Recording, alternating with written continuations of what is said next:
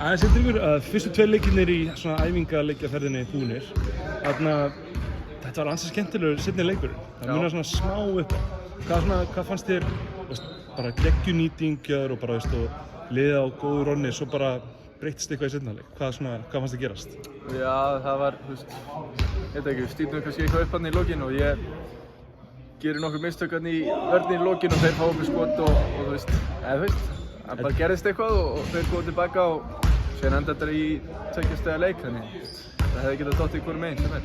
Fínt líka kannski bara að henda sér í svona æfingaleikum frekar en að gera svona mistök í lokakeppninni. Akkurat. Það er fínt að, eins og þú segir, klára það og vera svo bara fókusera í næsta leik. Já, ég meina líka lítur að fínt líka að hugsa bara, við vorum 2 stigum frá þeim og bara langt frá því að spila okkar sterkasta lið. Akkurat, við eigum svo mikið inni og ég veit ekki hvernig þeir eru að spila þetta en ég veit að við eigum alveg fullt inni og ég hlakka til að mæta þeim á EM.